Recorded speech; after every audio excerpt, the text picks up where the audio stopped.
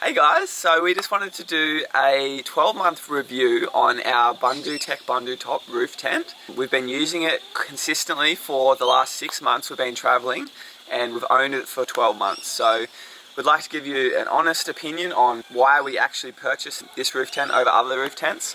And yeah, just share a little bit of an insight as to the pros and cons to setting up and the construction of these roof tents.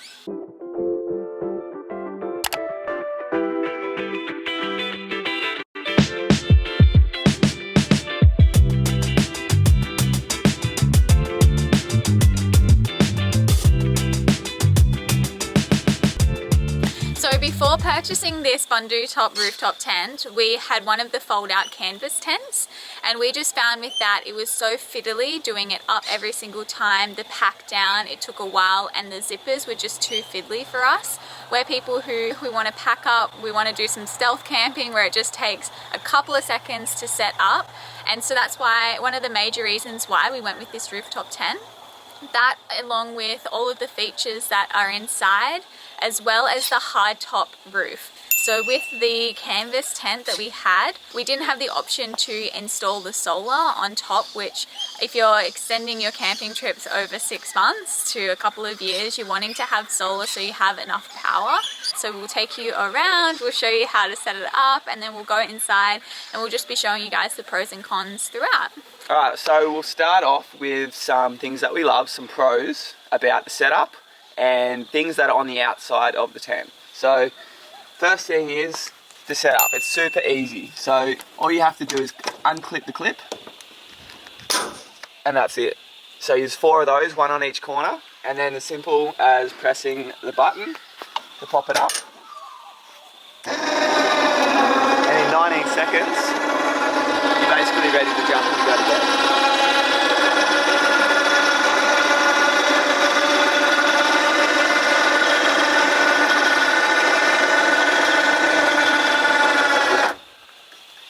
Now, if that's not the quickest setup you could possibly have for an electric tent, I don't know what is. That's what we love about it. We love the fact that we can pull up anywhere and press the button, and in 19 seconds we can either have a lay down in the middle of the day or we can have a sleep for the night. And the good thing is about this, it doesn't look like you're going to be set up anywhere, so you can pull off a stealth camp. You know, just not pop it up until 9 o'clock at night or something and then pack it up really early, and you can pull it off. So, because it's not obvious that it's a tent, because it kind of blends in with the rest of the canopy. On the outside, what else we've got?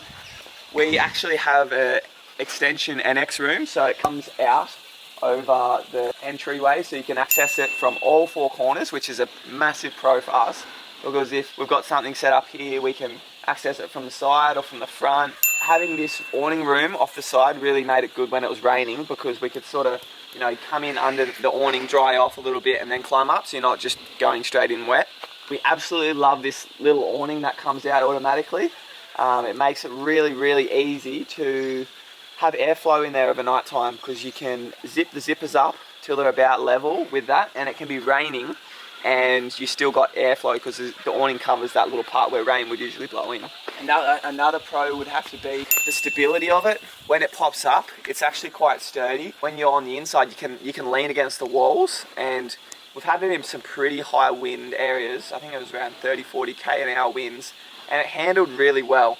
One con that I will talk about is the fact that because it does have this awning, when it gets really windy, that catches wind right there. And what happens is these bend up, it rips a hole in that, because there's already a hole there, but it actually elongates the hole, and it can get pretty bad. So all I've done to solve that problem, is I hook an Oki strap around that, and then I just hook it down here. And I do that on all 4 corners. But then I know that even if it is really windy, it still can bend, but it's not going to bend all the way up and rip. So that's definitely a massive con. Also, one other con is we've only owned it for 12 months and we've been using it for 6 months, but the clips have already gone rusty, which I'm a bit not too happy about, because they should have been made out of stainless steel. But it's only cosmetic and it doesn't really affect the build or the quality. So another pro would be obviously the solar pre-wired on the roof. That is a massive pro.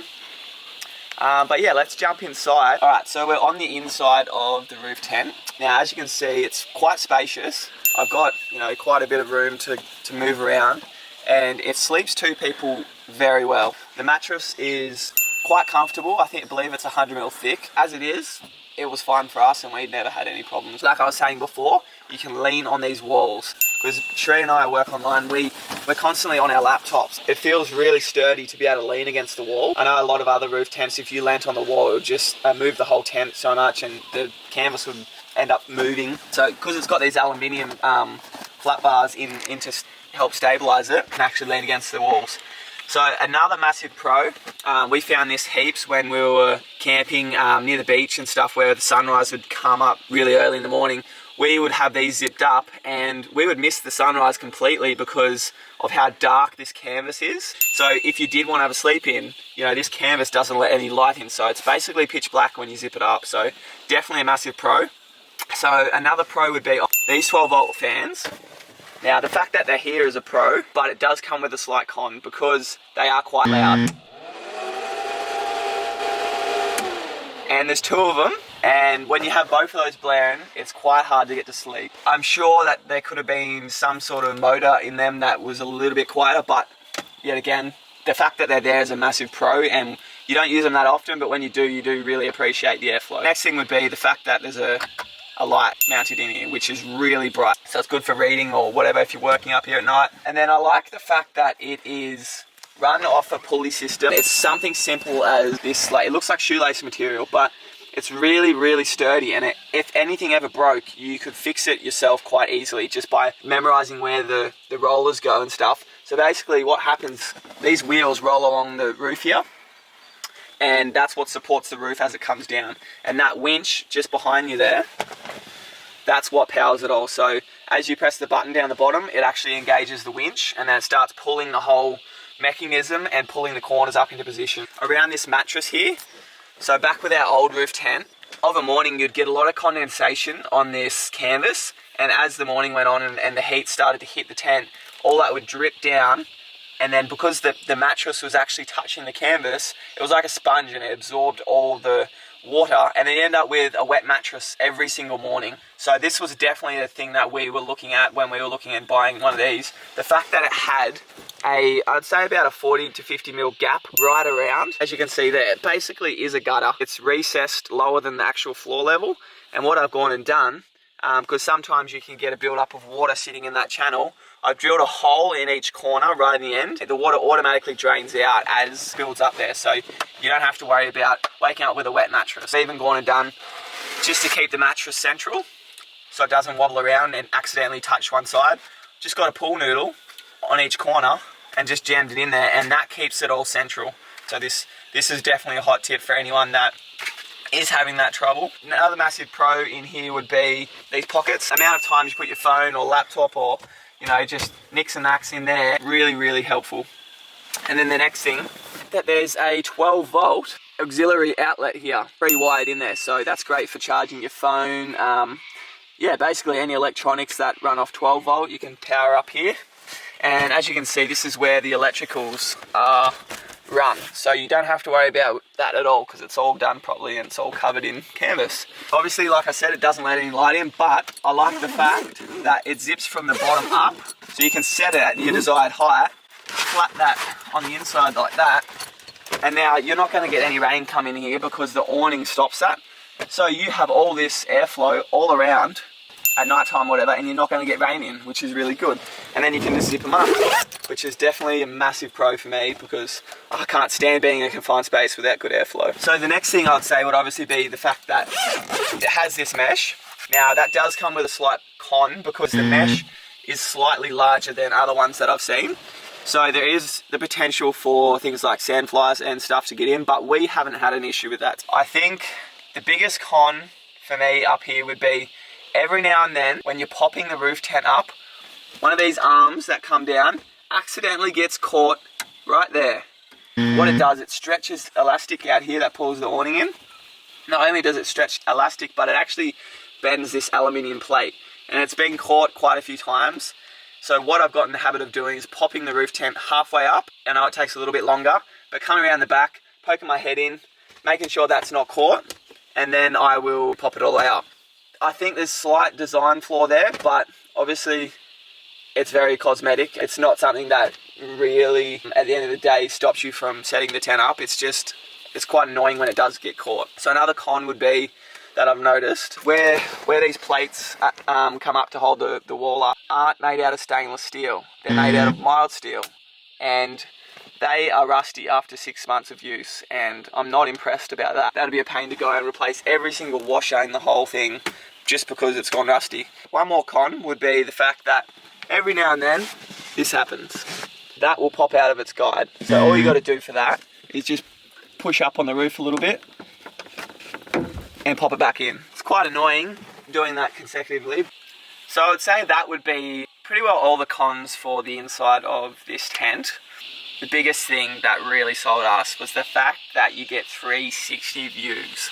You get views 360 out of every single window, and they're large windows too. It's not like a pokey little window that you flap down, you can't really have it fully folded down. So for us, like, it was a massive pro to be able to pull up at the beach, come sit up here all day and just kick back, and you've got the beach out there. No matter where you are, no matter which way you have to park, you're still going to get a mad view.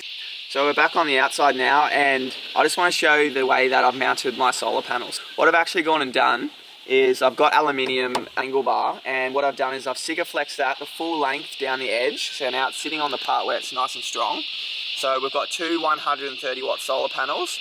They are linked together, and because this roof tent comes with pre-wired solar ready, so all you have to do is wire an Anderson plug and plug it in. It's simple as that. And just a little insight as to what went in this space in the middle. I actually had my Max tracks sitting in that space, sit nice and snug, and then a couple of Occy tracks over them just to lock them in, just to make up the use of space. And this is that awning we were talking about. What you usually do is you unzip it first before you pop the roof tent up, and then you pop it up, and then all you do is slide two stainless steel rods into these little clips. So we slide the rods into these clips. Yeah, and then all you do is tie it out. A Velcro room that you can Velcro around if you want, but we didn't do it that often. We liked it just for the fact that it was an awning and you could climb in through the awning in the rain. So we're back down here, and I'm just going to show you the pack up and how quick it is and the things to keep in mind. Basically, we have this ladder, so when we don't use it, it slides up, sits there like that, and then we strap that in. Now that's probably the easiest way to do it. I've seen a lot of people actually slide the ladder inside the tent with all your bedding and then pack it down, and it's still fine. So that's definitely an option. When we purchased it, they did give a bracket that was similar to this. It was more like a channel, and you could mount that on any side of the tent. I didn't want to drill any holes into the side of the tent, so I decided to do it to the side of the rail, which is at the top of the canopy, and I made a special one up. They do provide that. It does give you the option to do it all around and then also slide the ladder in there if you have nowhere to store it. Alright, so we'll just show you exactly how quick it is to pack down and what's involved. So all you have to do is come over here and press the down button, just like before.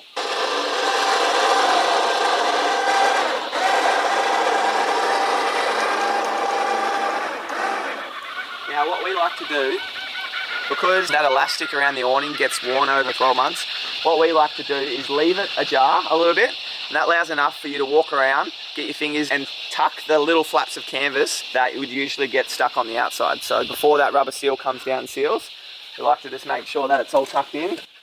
So, and just that last little bit, come down, and it seals back down onto the rubber, and then all you do is pop your clip on, and that's it. Simple as that. So over the last 6 months of our travels, we have not been let down by this tent at all. It has been the most incredible setup that we have ever had. Out of all of the tents that we've looked at, that we've experienced, we genuinely believe that this is one of the best on the market for the structure. It's all made out of aluminium. The lightweight, it only weighs 60 kilos, which is one of the lightest on the market, but the design, the build, the practicality, the amount of times that we have been stuck in wind, heavy rain, we haven't had any leaks, we haven't had any issues with this. We're just so blown away by all of it.